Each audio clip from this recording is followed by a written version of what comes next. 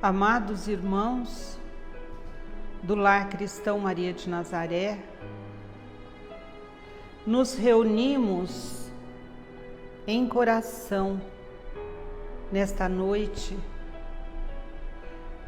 para aqui juntarmos as nossas vibrações de amor, de fé e de esperança, e assim podermos, junto a Jesus, junto aos Espíritos que aqui vêm para ouvirem o Evangelho, vamos todos juntos vibrar amor, vibrar fé e especialmente compaixão para todos aqueles que neste momento atravessam situações conflituosas, físicas e mentais, para aliviar os corações, para pedir a Deus que cure os corpos, para que possa se manter na alma de cada um de nós a confiança, a fé e a esperança de que, em breve, todos estaremos reunidos juntos novamente. E assim, a vibração que agora temos será mais homogênea, será fortalecida pela presença de cada um de nós nesta casa. Que Deus, o Pai de amor e de misericórdia, nos abrace, nos afague, nos receba neste instante e que a nossa palavra e a nossa prece aqui seja um bálsamo para os corações, para os corpos e para as almas de todos aqueles que vibrarem juntos conosco. Pai nosso que estais nos céus, santificado seja o vosso nome. Venha a nós o vosso reino, seja feita a vossa vontade, aqui na terra como nos céus. O pão nosso de cada dia nos dai hoje, e perdoai as nossas ofensas, assim como nós perdoamos aqueles que nos ofenderam. E não nos deixeis cair em tentação novamente, ó Pai, mas livrai-nos de todo mal. Ave Maria, cheia de graças, o Senhor é convosco. Bendita sois entre todas as mulheres, e bendito é o fruto do vosso ventre. Santa Maria, Mãe de Jesus, rogai ao Pai por nós, sofredores nesta terra, agora e sempre. Que assim seja. Graças, Senhor Jesus.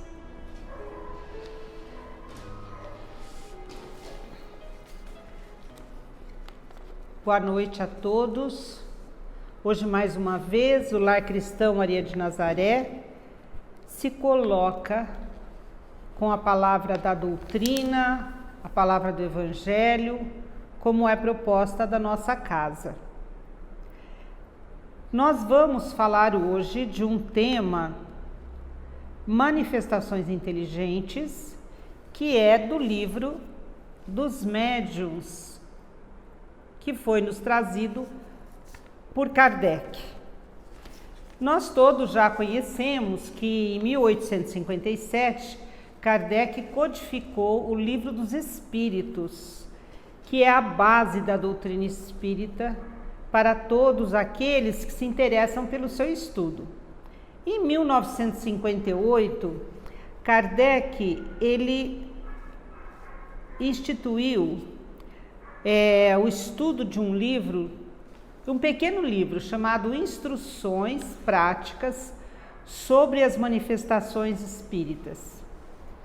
E este livreto, depois, em 1861, se tornou este livro dos médiuns, que tem por objetivo desenvolver a prática da doutrina espírita com o fundamento nas pesquisas científicas e nas experiências reais, e não somente na teoria.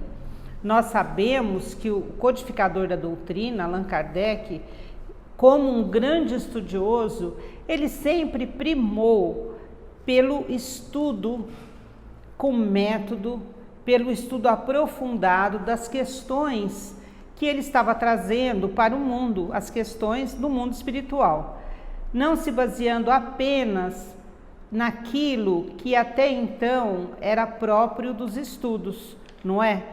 Que era a parapsicologia, por exemplo. Então, todas essas orientações que nós encontramos aqui no Livro dos Médiuns são orientações que nos foram trazidas através dos espíritos, em ocasiões diferentes, em locais diferentes, em línguas diferentes, e a partir de manifestações físicas, Kardec fez um estudo e trouxe para nós através do Livro dos Médiuns, sempre se preocupando muito com o aspecto moral que a doutrina tem. Então, lá no Livro dos Espíritos ainda, a proposta era provar a sobrevivência do espírito e a comunicabilidade do espírito. Até então, tudo isso era estudado, como acabei de falar, pela parapsicologia, pela metapsíquica, mas Kardec quis avançar nisso, ele quis dar um enfoque diferente, com um critério diferente, com um método diferente, mas sempre baseado nos fatos físicos, com um estudo muito aprofundado, um estudo muito sério. Até porque, até então, quando se falava em espírito, havia muita superstição, havia muita fantasia, e pensava-se mesmo que espíritos eram coisas do outro mundo, eram coisas sobrenaturais, eram coisas assim do maravilhoso. E o estudo de Kardec veio nos mostrar que nada disso era realidade. E o mais importante, que quando ele trouxe essas realidades e codificou a doutrina, tudo isto foi comprovado. Tudo isso teve um estudo muito intenso, não só de Kardec, mas de outros estudiosos de outros países, que na época também se interessaram pelo mundo espiritual. Então, quando Kardec começou a falar, a estudar sobre essa comunicabilidade dos espíritos, ele reuniu pequenos grupos de estudo e para que se fizesse, então, algumas experiências práticas. E as primeiras experiências práticas que foram realizadas foram com as mesas girantes. Então, nós chamamos isso, como ele nos ensinou, de efeitos físicos.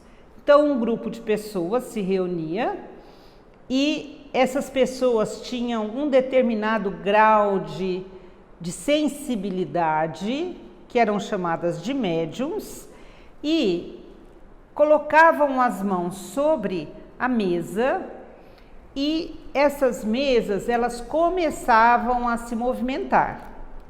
Elas iam de um lado, iam para o outro, algumas delas se elevavam até o teto da sala.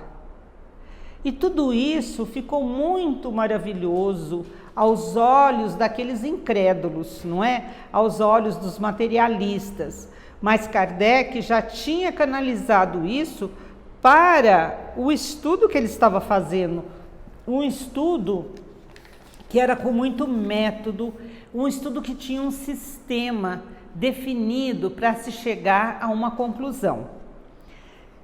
Essas reuniões com as mesas girantes, elas aconteciam até em alguns salões, como um tipo de uma reunião sem esse cunho espiritual.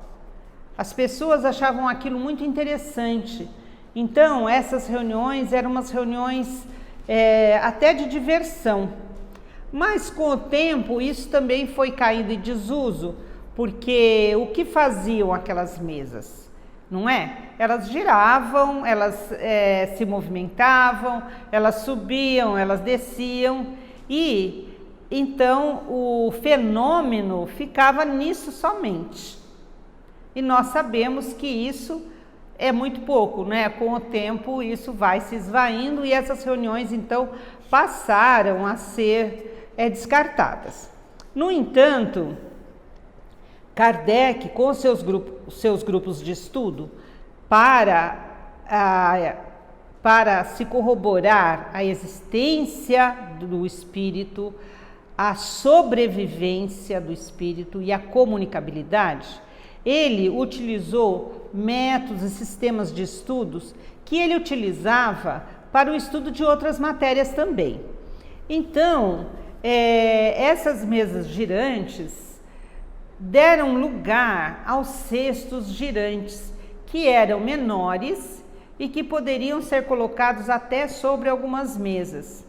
E com este grupo de médiums sentados em torno de uma mesa, a partir de muita oração, a partir de uma introspecção, a partir de muita paciência, este grupo começou a perceber que estas cestas, elas poderiam receber de uma pessoa do grupo uma orientação, uma pergunta. E aí é que começou o estudo desse aspecto inteligente que nós hoje tão tranquilamente conhecemos na doutrina e temos tanta confiança nisso, não é? Então, qual era a pergunta, não é?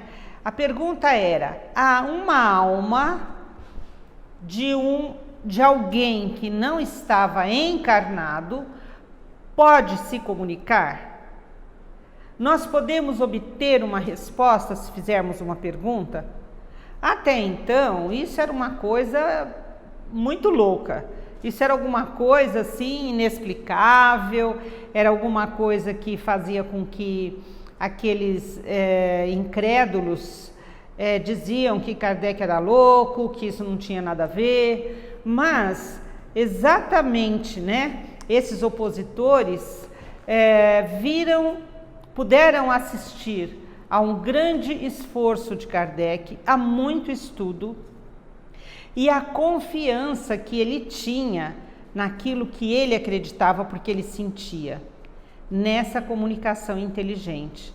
Então, este grupo de médiuns, né, a partir dessas mesas girantes, eles começaram a utilizar as cestas, que elas também se movimentavam de um lado para o outro, e aí as pessoas, uma outra pessoa do grupo, começou a fazer pergunta ou começou a dar uma ordem. Mobilize-se agora para a esquerda, mobilize-se para a frente, faça a volta, por exemplo. E, para o espanto de todos, essas cestas começaram a se mover e a atender esta ordem que vinha espontaneamente de uma outra pessoa. Então, o movimento do cesto não era um movimento próprio, mas sim era um movimento que se dava através de uma ordem. Então, isso chamou muito a atenção de todos, e a partir daí, essas cestas elas foram diminuindo de tamanho, e hoje nós temos os médiuns que fazem a psicografia usando a caneta, não é? E que trazem para nós essas comunicações do mundo espiritual. Então aqui, no livro dos médiuns, no capítulo 3º, que é o capítulo das manifestações inteligentes, não é? Eu vou ler para vocês, para isso ficar bastante claro, não é? Observou-se que, se havia uma inteligência oculta, ela podia responder a perguntas, e realmente ela respondeu por sim ou por não, segundo o número de pancadas convencionado. Sendo estas respostas de pouca significação, lembrou-se de se estabelecer um sistema de pancadas correspondentes às letras do alfabeto para a formação das palavras e das frases. Então vejam, as respostas se mostravam muito frequentemente em completa oposição ao pensamento dos assistentes, fora do alcance intelectual do médium, ou até mesmo em idiomas ignorados por ele, ou relatando fatos desconhecidos de todos. Vejam bem, a partir do momento que eles começaram a utilizar as pancadas e depois fez-se todo um sistema de alfabeto, de letras do alfabeto para as respostas, o que mais indignou as pessoas e as deixou crédulas também, foi que muitas vezes a resposta que era dada era numa outra língua. A resposta que era dada era algo que não era do conhecimento da pessoa que havia feito a pergunta ou de todos ali presentes. E existiu um fato muito especial que veio corroborar todo esse estudo, que eu vou ler aqui para vocês. Então foi feita essa experiência. Num navio da Marinha Imperial Francesa, nos mares da China, toda a equipagem, dos marinheiros até o comando, ocupava-se das mesas falantes. Resolveram evocar o espírito de um tenente do mesmo navio, morto há 2 anos. Ele atendeu e, após diversas comunicações que espantaram a todos, disse o seguinte por meio de pancadas: peço-vos insistentemente que paguem ao capitão a soma determinada que lhe digo, e disse o valor, né? Porque eu lhe devo e que lamento não ter podido pagar antes de morrer. Ninguém, de fato, sabia daquele ocorrido. O próprio capitão se havia esquecido da dívida, que aliás era mínima, mas verificando nas suas contas, encontrou o registro da dívida do tenente na exata importância indicada. Perguntamos do pensamento de quem essa indicação poderia ter sido refletida. Então, vejam bem, a partir dessa experiência, todos eles começaram a realmente acreditar naquela novidade que Kardec estava trazendo, não é? E os estudos continuaram, permaneceram mais e mais apurados, e Kardec foi considerado um grande pesquisador, um grande estudioso. Agora, vejam bem, nós estudamos isso há tantos anos, já sabemos, né, dessa história, os nossos estudos aqui são para nós relembrarmos dos fatos, para nós nos aprimorarmos e nos deixarmos mais atentos a tudo aquilo que essa abençoada doutrina traz para cada um de nós. Então vejam, meus irmãos, o que nós precisamos estudar, não é? Quando aqui fala que para as reuniões era necessário paciência, nós temos que usar isso no nosso estudo, porque muitas vezes nós só dizemos que não cremos, mas nós já fomos estudar, nós já fomos procurar saber. Nós podemos imaginar o esforço de Allan Kardec para a codificação dessa doutrina? Gente, foi muito estudo, foi estudo dia e noite, não é? E hoje nós estamos assim, muito confortavelmente estudando a doutrina. Nós temos todos os livros, nós temos os espíritos que nos trazem as mensagens, nós temos esses espíritos abnegados que estão sempre nos envolvendo, Dr. Bezerra de Menezes, Meimei, Emmanuel, todos esses espíritos, André Luiz com a sua coleção de livros. Então, fica aqui uma proposta para todos: vamos estudar, vamos ler aos poucos, um pouco cada dia, vamos nos juntar a um grupo de estudo, mas vamos ter conhecimento, porque vamos todos um dia certamente partir para o mundo espiritual. E quanto mais conhecimento das realidades espirituais tivermos, muito melhor, muito mais nos sentiremos à vontade para chegarmos a uma conclusão que é a intenção, né, desse estudo da doutrina, que a vida não acaba, que não existe morte. Existem sim estágios de aprimoramento. Nós hoje estamos aqui na Terra nos aprimorando, nesse momento, desta maneira. Louvado seja Deus que temos o Evangelho de Jesus e a doutrina espírita, e através destes dois caminhos nós nos aprimoramos, nós podemos nos elevar em virtudes, em conhecimento, e assim poderemos um dia, tranquilamente, serenamente, desfrutarmos da complementação desta nossa vida num outro plano. Que Jesus nos abençoe a todos e que cada um possa refletir sobre a importância do estudo da doutrina espírita para nós que somos espíritas, ou de uma outra doutrina, se você assim preferir. Vamos agora orar a Jesus para que, a partir do nosso coração, com todo este amor que temos e que desejamos juntar, Jesus, ao amor do teu coração, ao amor do coração de Mãe Maria de Nazaré, ao amor dos nossos mentores que estão aqui conosco. Vamos juntando tantos amores,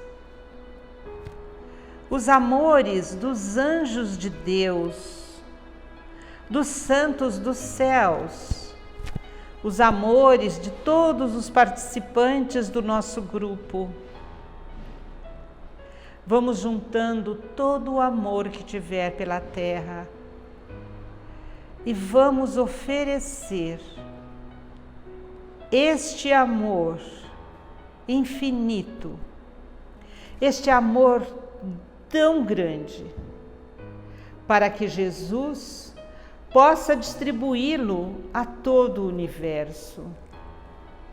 Amado Jesus, olha, Senhor, com estes teus olhos misericordiosos para a nossa terra. Quantos de nós estamos aqui, Senhor, sofrendo, vivenciando este momento transitório que a terra está passando. Ah, Jesus, te pedimos que peça ao Pai que na sua misericórdia Ele possa abençoar a todos, permitindo que cada um cumpra a sua missão, cada um possa cumprir aquilo que lhe estiver destinado, com abnegação, com entendimento, com certeza do amor do Pai. Amado Jesus, que Deus nosso Pai acalente os corações daqueles que mais estão sofrendo, não somente sofrendo pelas perdas dos entes queridos, mas sofrendo as dores do corpo físico, aqueles que estão sofrendo a desilusão, aqueles que estão sofrendo, Senhor, por falta de abrigo ou alimento, aqueles, Senhor, que sofrem simplesmente por não entenderem o que está acontecendo. Amado Jesus, cubra com o teu amor, neste instante, toda a terra e permita, Senhor, que os nossos corações possam continuar com fé e esperança e que nas mãos do Pai coloquemos toda a nossa fé e a nossa serenidade. Que assim seja. Graças, Senhor Jesus.